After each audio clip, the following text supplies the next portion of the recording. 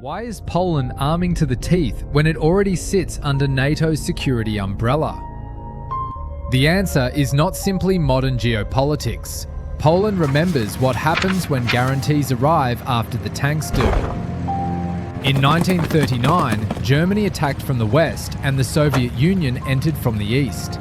Poland was not defeated by one enemy, but trapped between two. Decades later, the lesson was repeated in a different room at Yalta, where the country's future was arranged without giving Poles much control over it. Today, Warsaw spends more of its economy on defense than any other European NATO member. History apparently has an excellent memory. 1. The rearmament nobody calls casual. That memory shaped the way Poland treated protection itself. Useful, necessary, and never sufficient.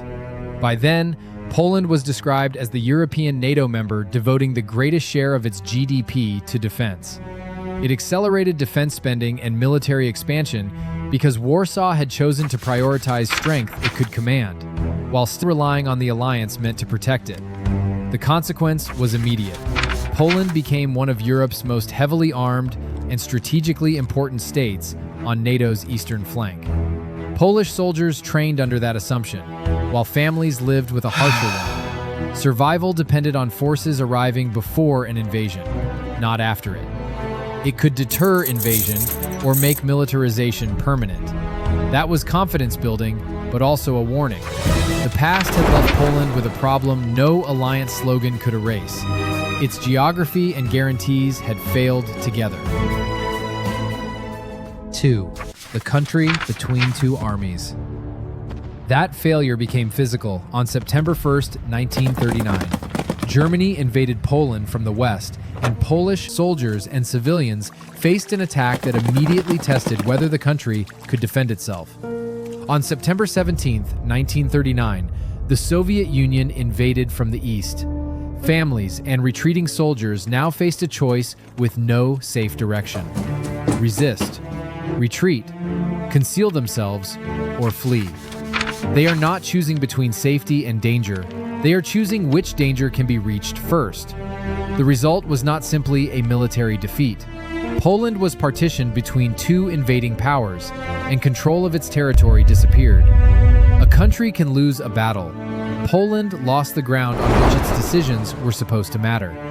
Even an eventual Allied victory would not automatically restore Poland's freedom. That was the next wound waiting beyond the battlefield.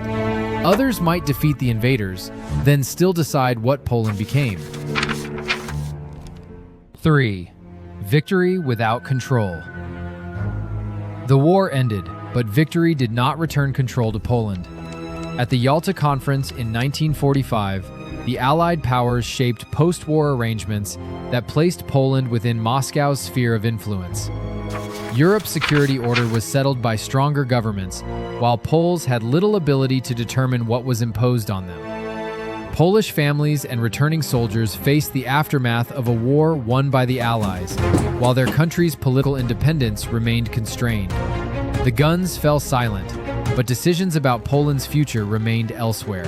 The uniforms came home with them, but political authority stayed in foreign hands. When stronger powers could abandon a country and limit its choices afterward, self-reliance became a requirement rather than a preference. 4. The alliance with a footnote.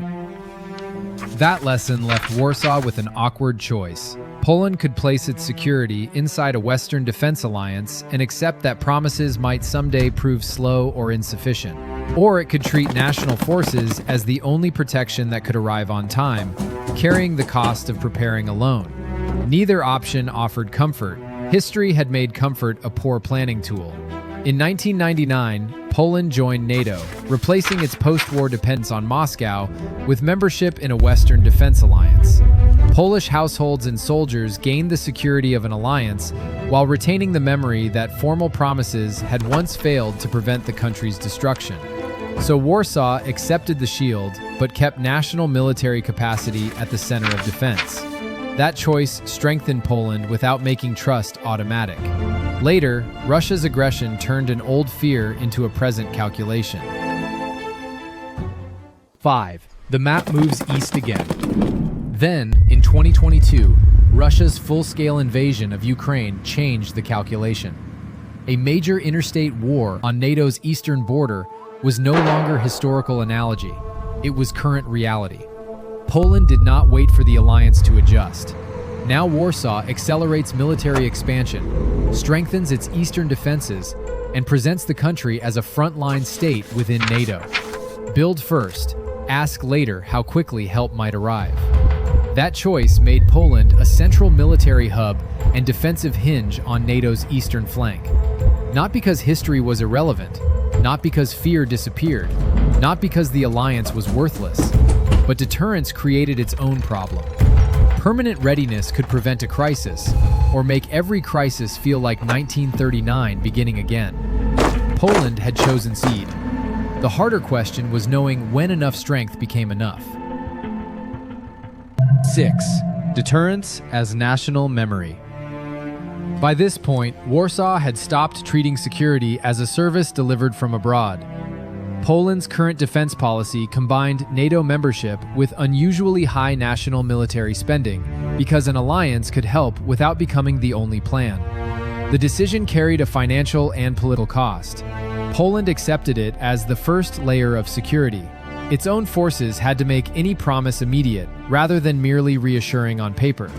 That gave Warsaw greater leverage inside NATO and made a repeat of its 1939 vulnerability harder to imagine. Poland had moved from being trapped between Germany and the Soviet Union in 1939 to becoming one of NATO's strongest eastern defenders, a heavily armed power on its eastern flank. Fear had not vanished, it had been given a budget. If this journey through power and memory earned your time, subscribe to Between Empires for the next chapter.